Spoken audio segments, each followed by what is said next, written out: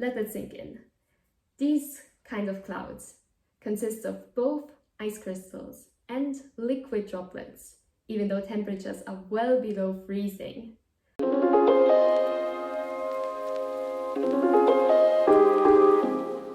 Hi, my name is Maherndl. I'm a doctoral researcher at Leipzig University, and during the next 5 to 10 minutes I want to take you on a journey north and talk about my favorite topic, Arctic clouds. But let's start with the big picture.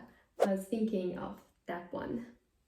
As you can clearly see, the Earth is a cloudy place. On average, global cloud cover is about 70%.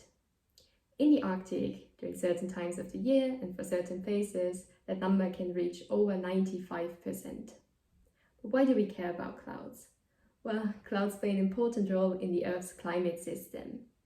So they reflect radiation from the sun, which leads to less of that radiation reaching the Earth's surface, which has a cooling effect. And clouds absorb and re-emit radiation from the Earth, which means that they trap heat at the Earth's surface, which has a warming effect. Whether warming or cooling predominates depends on mainly the cloud type, but also surface type. In the Arctic, however, during winter, so during polar night, the sun never reaches over the horizon. It stays dark the whole day, and therefore the cooling component from the sun is completely missing. This is one of the reasons why the Arctic is so sensitive to climate change. Currently, near-surface air temperatures have risen 4 times as much as on a global average. In a warming climate, we expect cloud properties will change. How exactly and what the impact will be in terms of warming or cooling effect is subject to ongoing research. Currently, clouds remain one of the greatest sources of uncertainties when predicting the Arctic's response to climate change. Therefore, it's important to study clouds and to observe them to get a better understanding. But it's easier said than done. One of the problems we have when trying to measure clouds are the different spatial scales they occur at. So very common for the Arctic are these huge cloud fields where you have clouds spanning over hundreds of kilometers. If you want to look then at an individual cloud, we are talking about scales of hundreds of meters to tens of kilometers. And if we want to get a very detailed view, we need to go to so-called microphysical scales and look at what clouds are made out of. Clouds consist of either tiny liquid droplets or tiny ice crystals. By tiny, I mean the liquid droplets, we're speaking of sizes of tens of micrometers, so about the thickness of a human hair. Ice crystals are typically a bit larger, so we have sizes of about 1 millimeter. By the way, supercooled liquid water can occur in the atmosphere down to temperatures of about minus 38 degrees Celsius. In the Arctic, clouds commonly consist of both liquid droplets in a supercooled state and ice crystals, which we call mixed phase clouds. Let that sink in. These kind of clouds consist of both ice crystals and liquid droplets, even though temperatures are well below freezing. We might expect liquid water should transition to ice pretty quickly, but observations show that these types of clouds can persist for days up to weeks. How's that possible? Well, I'll offer some explanations in a bit, but first let me go into a bit more detail of what I mean with we should expect the liquid to go to ice. But I don't mean that it freezes immediately. That's because to transition the state, the liquid droplet needs some kind of energy.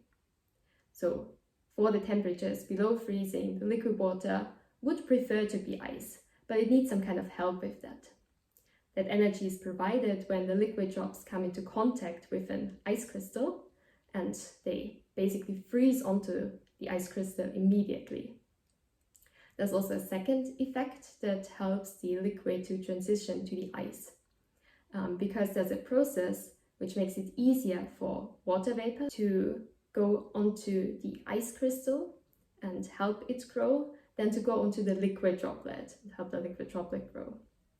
So over time, liquid transitions to ice either by directly freezing on an ice crystal or evaporating, so going in the gaseous form, and then freezing, or rather depositing on the ice crystals, helping the ice crystals to grow. And both these processes are pretty efficient, which is a problem when simulating mixed phase clouds. In general, we use model simulations to gain a better understanding of certain processes or gain predictions in the future.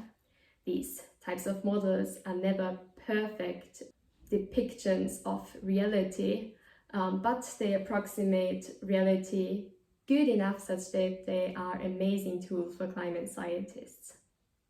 However, many models have problems with mixed phase clouds. So they predict that mixed phase clouds switch to a purely ice state pretty quickly by converting the liquid to ice.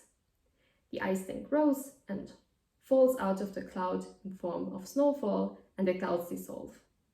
However, remember these pictures from earlier, these types of clouds can last up to weeks, so there's been measurements with these clouds persisting with liquid in them over 12 days. Now that's still a bit of a mystery, and we lack a really detailed understanding of these processes. However, researchers have come up with some explanations. So one reason is that ice and liquid are not mixed perfectly. They typically occur in pockets or layers. So for example, a pocket of liquid drops surrounded by ice crystals. Or what is very common for these kind of Arctic clouds is a layer of super cooled liquid on the top and ice crystals underneath. So from the liquid layer, ice crystals can form and fall through when they gain mass, so when they're heavy enough that gravity just pulls them down, collect liquid on the way down, turning it from liquid to ice. However, the liquid layer can be sustained if there's updrafts and a sufficient source of moisture. That's because when air masses rise, they typically cool down. And if then the moisture, so the humidity, is high enough, condensation occurs, meaning we have a formation of new liquid droplets. That's similar to when, after you took a hot shower and the temperature in the bathroom is cooling down again, the mirror gets foggy because there's a lot of humidity and the water condenses on the bathroom mirror. But let's go back to the Arctic clouds. Because in reality, the situation is then a lot more complex. There's a variety of different factors which have been proposed to play an important role. For example, the overall meteorological situation, so kind of the weather that's occurring currently, aerosol particles, the type of surface that the clouds occur over. So typically in the Arctic, we separate between, are we above the open ocean, above ice, or a mixture of these two. And then there's other factors. And there's still a lot more research that needs to be done, especially when we think about clouds, Arctic clouds, in the context of a warming climate. I plan to do a little video series on the topic of clouds, Arctic clouds, snowfall, the Arctic climate system in general. I also plan to share some insights on measurement campaigns that I was lucky enough to be part of. It's a few spoilers. If anything of that piqued your interest, feel free to stick around. Would appreciate if you like or comment, share, I don't know, maybe even subscribe, but maybe wait for that until I have actually posted some more videos. Thank you very much for watching.